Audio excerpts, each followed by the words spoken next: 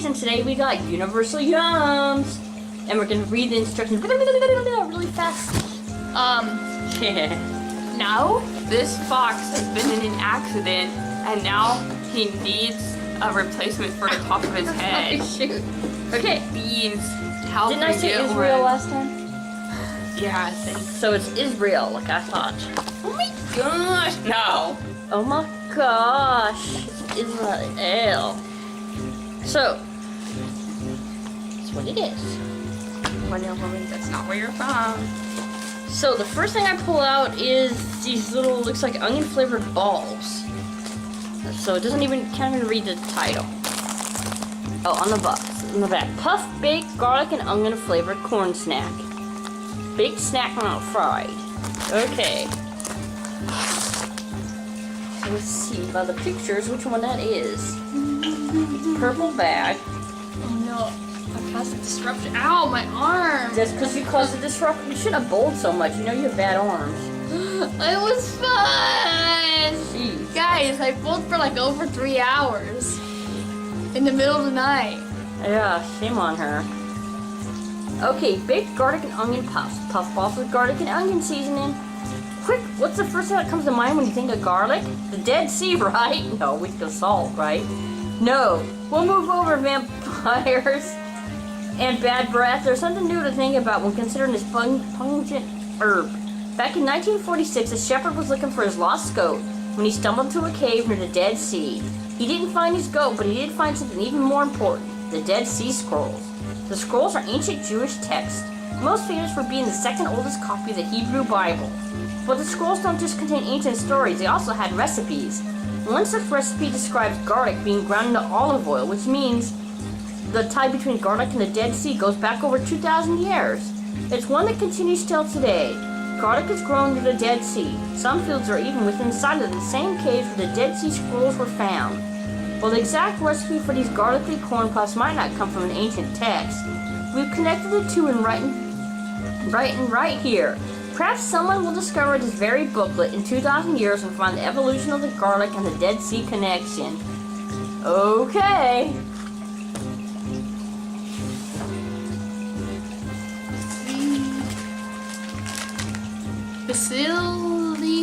Basili onion. There's some of those things you could put on your fingers. Flavored wheat snacks. I'm sorry guys, I mispronounced it. Sealy. It's Basili, not Basili. Or is it? Okay. There would be an I over here if it was Basili. Be silly. Be silly. I think we can find it on the map. Look at the map. It's the green package. Onion Basili, onion flavored wheat snack. Open this package and look carefully at what you see. Do the tubes look like anything familiar? Yes. Possibly something you eat with a sauce? Say, perhaps pasta? Maybe not surprisingly, this pungent onion-y snack is created by a company that used to make pasta. In 1942, 3 small pasta makers met with the hopes of building a truly Israeli food company, even before Israel existed as a nation, which happened in 1948. They called this company Osem, borrowed from an ancient Hebrew prayer that reads, "May this year be a year of plenty." Osem. They were plenty successful with their pasta products, quickly becoming a household name. As the company grew, they set their sights on something else, snacks. That's where this crunchy, needle-resembling snack comes in. In 1970, Osem came up with a line of savory snacks inspired by their flagship product. All of the varieties of Basili are made to look like different types of pasta, harkening back to the company's humble beginning. But Osem's story. Okay. Adrian. Just takes the cloth out.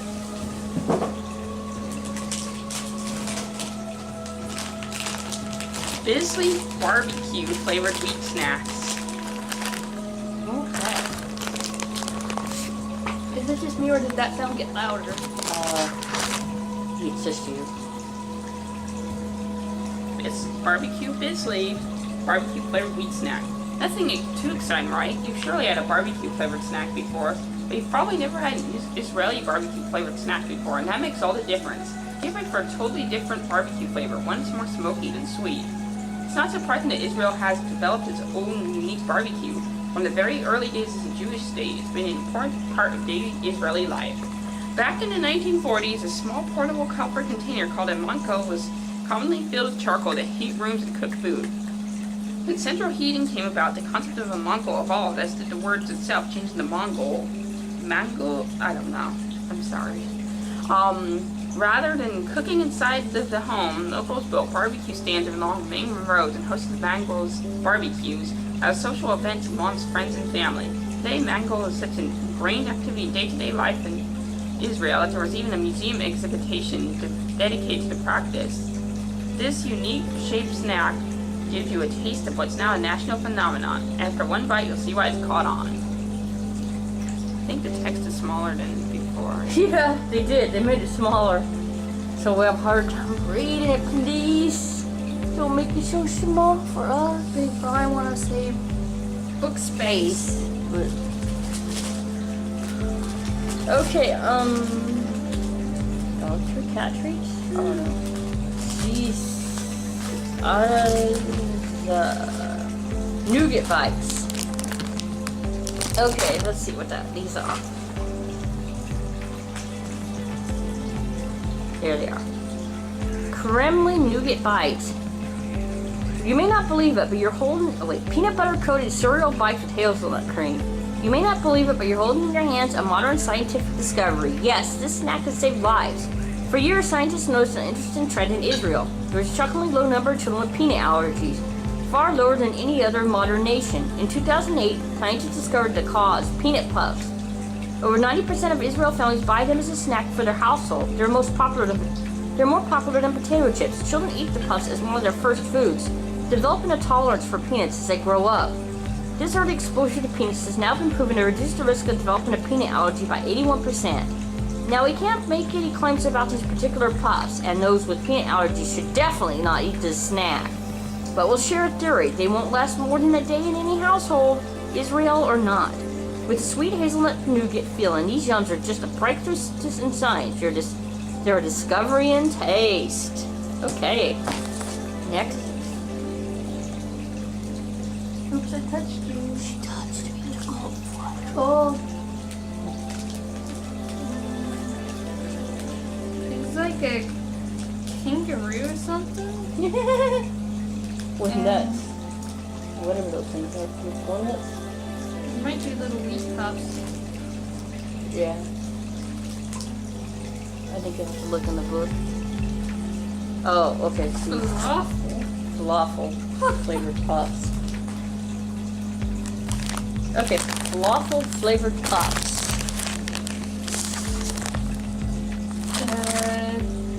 Falafel shashi. Falafel flavored puffs. Throughout history, Israel has been mired in conflict. That conflict has spread to all aspects of the country. It even applies to food. While many Israelis see falafel as a quintessential national dish, others think Israel can't take credit for the flavorful vegetarian creation. Falafel, fried fritters made from chickpeas or fava beans mixed with herbs, spices, and onions, is an indisputably ancient dish, but where it was first made is up for debate. Israelis believe the Jewish have eaten it for centuries because it's kosher. Egyptians claim it was first made by Christians in their country who ate it during Lent. Even India has gotten in on the controversy, with many arguing that falafel originated there, as the country has historically specialized in fried foods. Regardless of where it came from, falafel is a staple in Israel, and it's there to stay. It is the country's most popular street food option, as well as a common flavor in its snacks. While we can't say if you're eating an Israeli or Egyptian or Indian falafel, we can tell you that the unmistakably strong flavor is loved by many people, including, hopefully soon, you. Okay, grab a food, Adrian.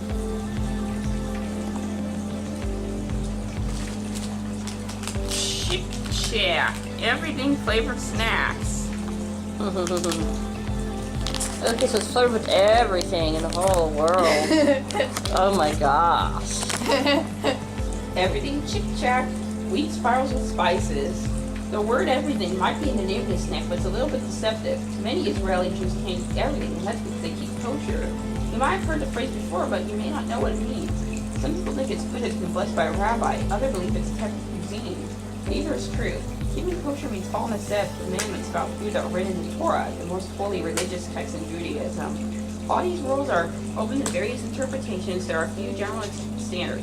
For example, pork is banned, as are certain shellfish.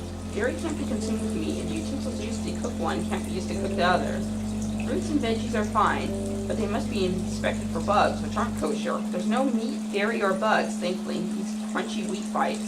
But I do have everything else you could want in a snack, including salt, turmeric, paprika, and a handful of fresh spices. You can now see that these spirals of goodness are actually named quite appropriately. Okay. What? It's baklava. Handmade baklava. It just looks weird. Okay. So it's sliding out, so I'm just gonna slide it out so you guys can look at it. One looks like the normal, one looks weird. So there you go, baklava. It's usually pretty good. Okay.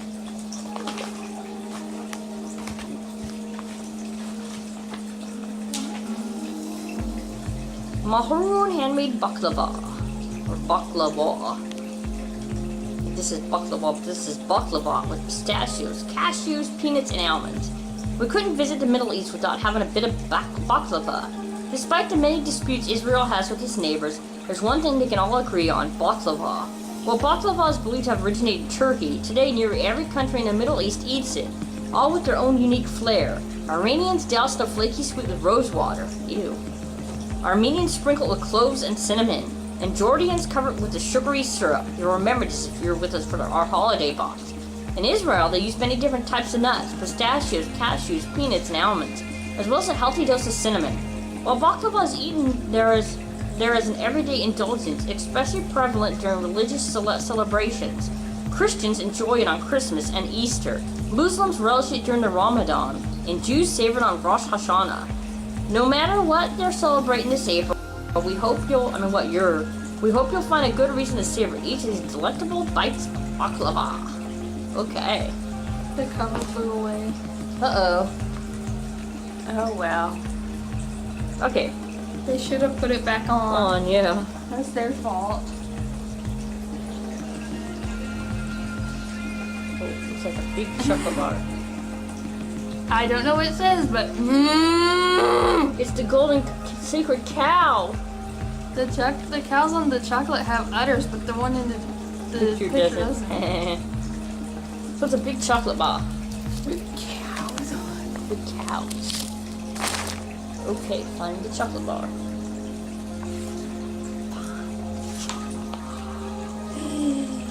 There it is. Oh, power surge again. Wind the outside, keep on power surges. Dross popping chocolate. Milk chocolate with popping candies. Chocolate with Pop Rocks? Whoa! You've likely never tried a chocolate bar like this before, unless you were with us the last time we went to Israel, when this candy was voted the #1 item in the box. So how did this uber unique chocolate come about? The story starts with a cow, or two cows actually. In 1936, Richard and Hilde Strauss started a dairy farm in Israel with just 2 cows. Somehow, these fruitful cows had extra milk, so the couple began making cheese. 2 years later, they started making chocolate as well. Eventually, their son Michael went from helping deliver milk in a donkey-drawn cart to leading the largest food manufacturer in Israel. Yes, that's how far the 2 cows got them. So while chocolate and Pop Rocks might seem like a random combination, it actually makes a lot of sense. The high-quality milk chocolate has been produced by Strauss for decades, and the poppin' candies are a fantastically fun reminder of the explosive success they've had. A snacking experience unlike any other, this chocolate is incredibly popular in Israel and it'll soon taste wild. Trash. I'm kind of worried that real cover is gonna get on someone's car while they're trying to drive. Well, after we finish unboxing, we go run after it. No, it's gone by now. Okay, I had to pick up the box because Misha looked like she was gonna sniff it and grab one of the candies. And then Misha and Snoopy were getting in the trash. Okay, I don't know if these are, they look yummy. Misha wants snack. And Misha wants a snack. Okay, so these are some little somethings. They're red. Maroon coconut rolls. Coconut bar rolled in coconut flakes. You've heard of Jesus of Nazareth. Now meet the coconut rolls of Nazareth. Nazareth. These traditional Israeli rolls are made of the same seed that Jesus is believed to have lived. While the city has changed quite a bit since Jesus' time, there's now a yearly classic car event held in town. It's remained an important place for both Christians and Muslims. Over 4.3 million Christians visit the city every year to see Mary's Well, where Jesus was bathed as a child, as well as the St. Gabriel Church of the Annunciation, where Mary learned that she'd give birth to Jesus. When visitors need a rest from touring these famous sites, many flock to the Maroon Bakery and Confectionery. While it's a much lesser known destination than ours in Nazareth, this lively bakery has been operating since 1977, specializing in authentic Arabic treats. After one bite of this brightly colored sweet, you can basically say you've been a tourist in Nazareth. What? You don't remember that Bible story about the car event? Oh gosh, the car event. Wow. That was one of Jesus' favorite events. Oh gosh. I'm just kidding. I'm sorry, guys. That's not very godly of you. Okay, some green candies. This is what Misha was trying to pick out, so let's see what's there. It looks like some of those pistachio candies. I have too much fun. Oh, it's halva.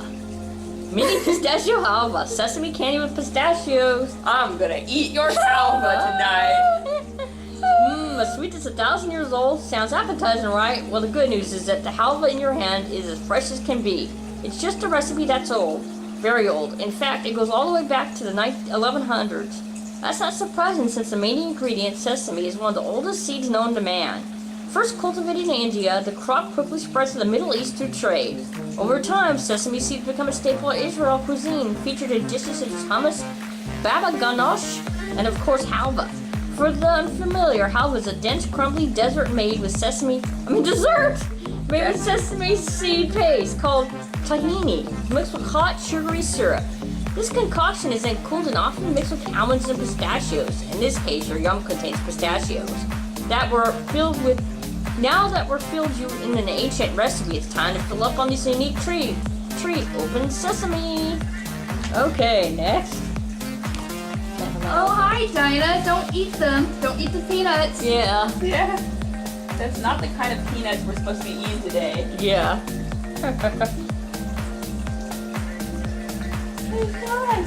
This She's a calico. That's why she's got brown on her.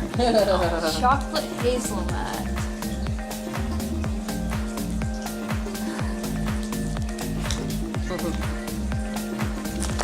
So let's see. Oh. Chocolate hazelnut bar. Maybe your face stuck in there. Well, you're not too derpy looking, so maybe not. But she is a kitten. I think a derp would get their face stuck in here with these. Yep. The Deep Egozi bar. Milk chocolate with caramel, nougat, and hazelnuts. You're going to go nuts over this nut-filled chocolate bar with a hearty portion of nougat, a thin layer of delicious caramel, and a rich chocolate coating. This bar might appear to be ripening off the Milky Way until you bite into it. First produced in the 1930s, Egozi was one of Israel's first chocolate bars, becoming famous for containing whole hazelnuts within its nougat filling. But a lot had to happen before this bar could ever even came to Israel. In the 1920s, a chocolatier named Elijah Womenchenko started the Latvian chocolate company Lema Candy. with two other partners. By 1933, the climate in Europe became too dangerous for Romanchenko, who was Jewish, to live there, so he moved to Israel and continued making chocolate. During World War II, he manufactured chocolate for the British troops and he developed his company, Elite, eventually finding great success with this Egozi bar. So if you love it, you won't be the only one. It's been a hit for decades.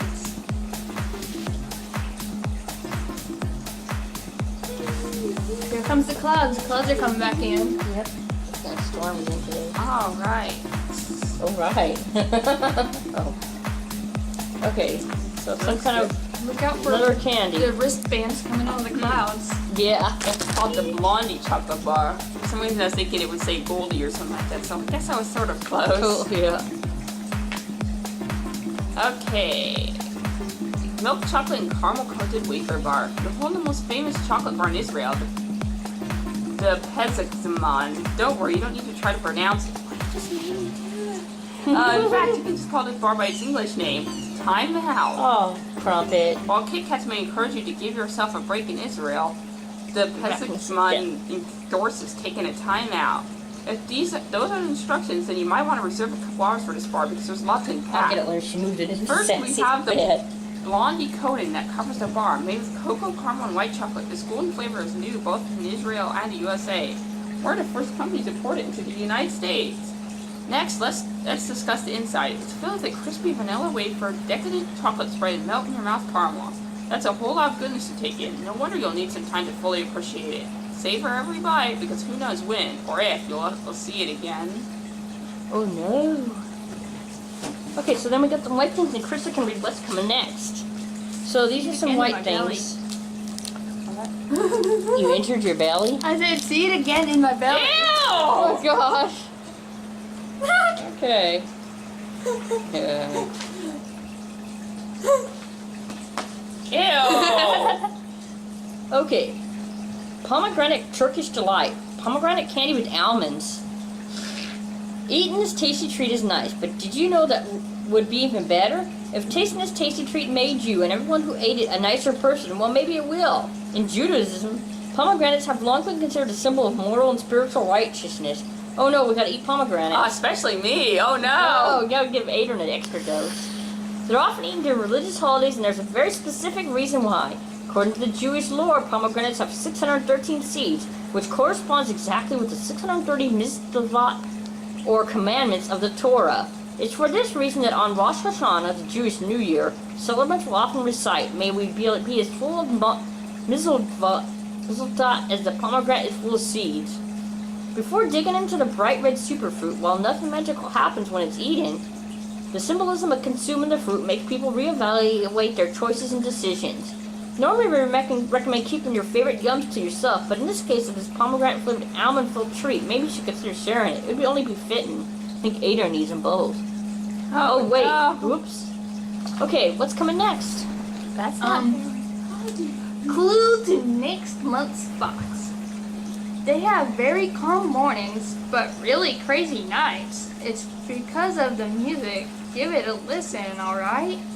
Even better than the tunes are the yums you'll soon see. Spicy red sticks and pies of green tea. Where's that? India? Again. I don't know. Yep, good. Yep. Oh, that's it. What do you think? Something with spice and green tea. Oh, okay. And apparently music.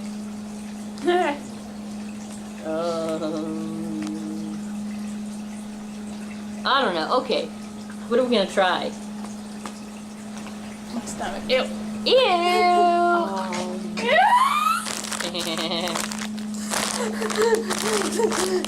Cow pop. Wait, can we try? How much ingredients? 7 grams per 2 cubes.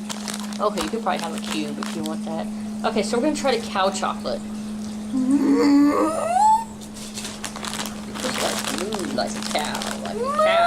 So likes to move like a cow, like Because a cows definitely go. Okay, let me try to break. Oh, it's hard to break off. Okay, so I kind of got off one. Oh, So, I it smells got like, one. it smells like Easter chocolate, like a chocolate Easter bunny. Mmm. Okay, let's try it. Ooh, it has a weird crunch in the middle. Because it's Pop Rocks. Yeah. But it's pretty good though. That's very interesting. I forgot about the pop rock as I bit into it. Like, whoa. That's why I call it the popping cow. Yeah, that's pretty good. Yeah. Hear my noise? Oop, that's rude. Okay. So if you like our video, please give us a thumbs up. My tooth hurts. Ow.